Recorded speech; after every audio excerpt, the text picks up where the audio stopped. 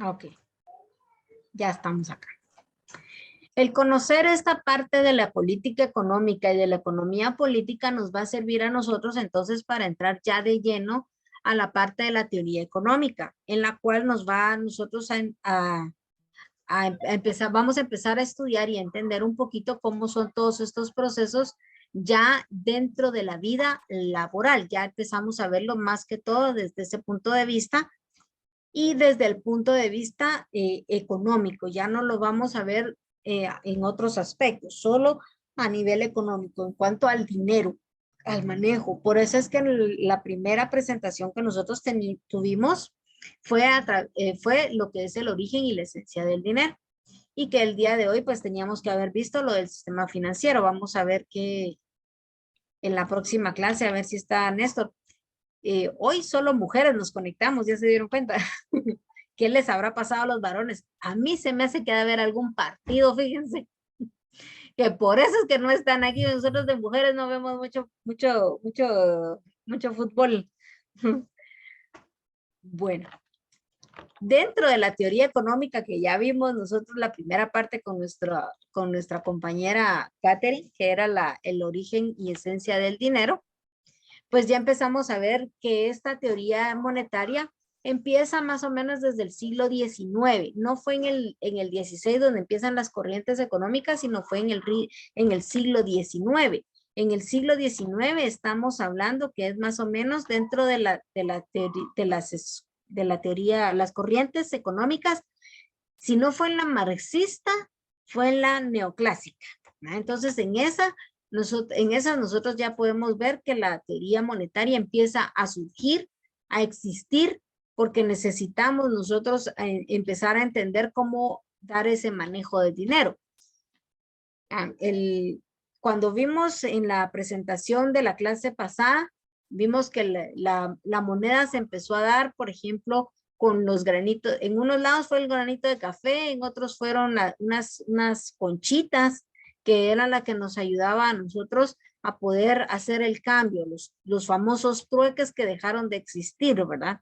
Pero ahí es donde empieza a darse lo que es la teoría económica, porque ya empezamos a manejar como hasta cierto punto fue lo que era el dinero, ¿verdad? Y ahí quien lo marcó en ese entonces fue el alemán George, espérenme, voy a ir a buscar, porque tiene un apellido raro, ahí está, George Friedrich Knapp. Ay, qué apellidos más raros. Menos mal que los de nosotros ya son un poco más comunes. Voy a compartir mi pantalla, ya encontré el archivo, listo, ¿no? En adición a algunas contribuciones en otros autores como el de Alfred Mitchell Gibbs, en esta teoría se centra el estudio de las economías modernas para ellos, porque hoy por hoy esa economía moderna que existía está mutando en pasos agigantados. Hoy por hoy nuestra economía es a través de las transferencias bancarias, el uso de tecnología, todo es a nivel tecnológico. Ya estamos dejando de utilizar el papel, las transacciones físicas e incluso para las compras. Ya muchas personas ya ni siquiera salen, el supermercado ya se puede comprar en línea y lo pide uno y se lo llevan. Es otra economía, ¿verdad? Es otro mundo de economía que estamos manejando nosotros, ¿verdad? Los principios de la teoría monetaria moderna, ¿verdad? Así como sus principios daría para escribir obras enteras que traten de demostrar validez, ¿verdad? Es porque en el tiempo de antes se crearon todas estos tipos de teorías, pero hoy por hoy las tendríamos que validar si todavía están en función de lo que nosotros estamos trabajando en esta economía, ¿verdad? Las ideas más conocidas, perdón, destacaron como las creencias de transacciones verticales. ¿Qué son las transacciones verticales? Dice, cada transacción entre sector público y sector privado es una transacción vertical. Para la teoría monetaria moderna, el déficit presupuestario de un Estado genera riqueza al trasladar capital público al ahorro privado. ¿Qué significa? Ya empieza a haber una conjugación entre el público y lo privado en cuanto al manejo del dinero, ¿verdad?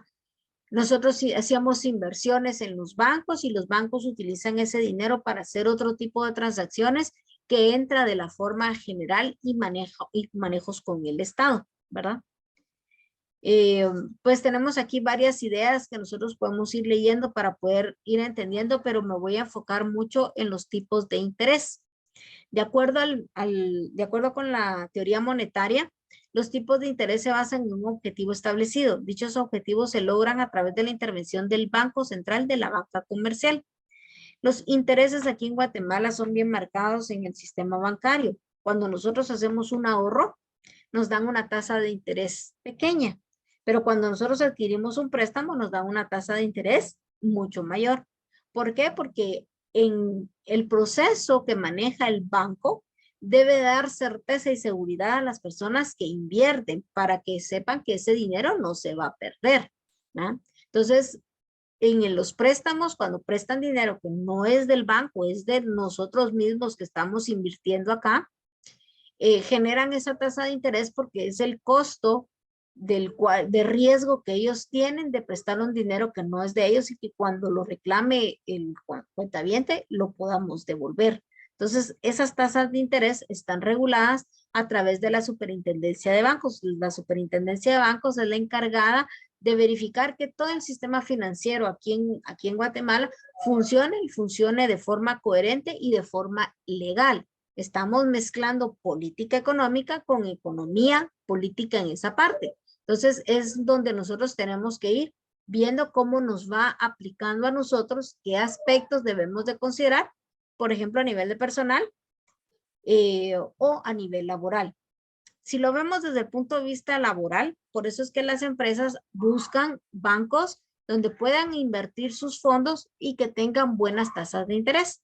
Yo no sé si ustedes dentro de las áreas donde estén trabajando, las empresas tengan cuentas monetarias que ganen intereses. Y si ustedes ven esa tasa de interés es bien poquita, pero para los dueños, dinero es dinero, dicen ellos, ¿verdad? Entonces hay que entrar, ¿verdad?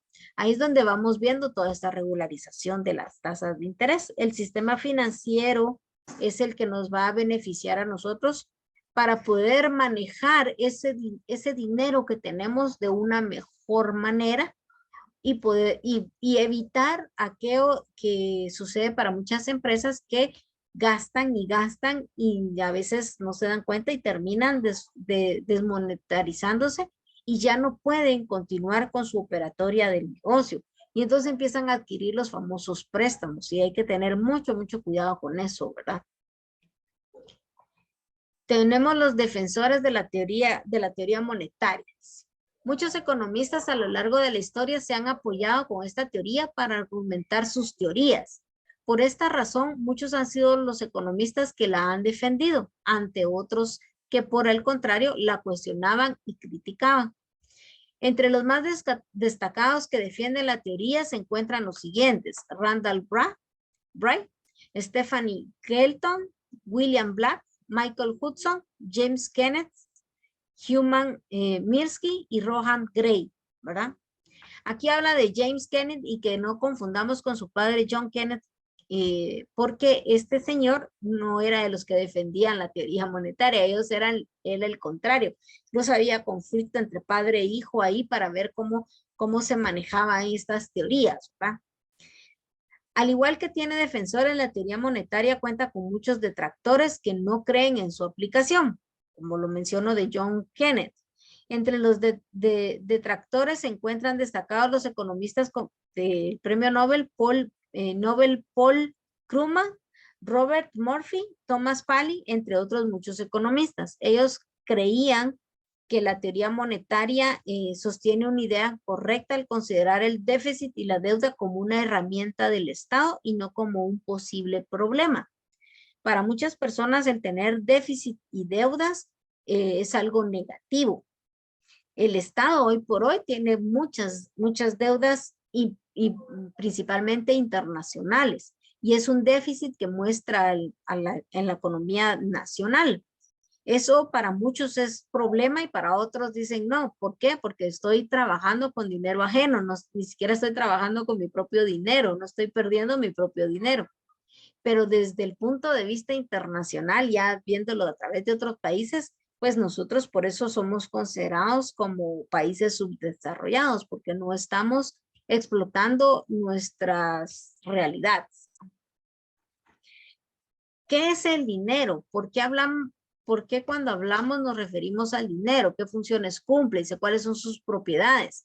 Bueno, eso lo vimos en la primera presentación que nos hizo Catherine en cuanto a qué era el dinero, cómo empezó, para qué nos funciona, cómo están siendo regulados. Y aquí pues tienen también ustedes un poquito más de teoría de lo que ella ya nos trasladó, ¿verdad? Y las características que podemos tener. Dice, para que el dinero pueda ejercer función de medio de cambio, tiene que poseer ciertas condiciones. Debe ser durable, debe ser transportable, debe ser divisible, debe ser homogéneo y de emisión controlada. Hoy por hoy, el durable, dice, debe ser capaz de circular en la economía en un estado aceptable por un tiempo razonable. Nuestra moneda es la que nos va a permitir en esta parte de la característica ser durable. Nuestra moneda, a pesar de que ya no la manejamos tal vez tanto en papel, pero sí tiene un peso, aunque lo estemos trabajando en diferentes formas de transacción, ¿verdad?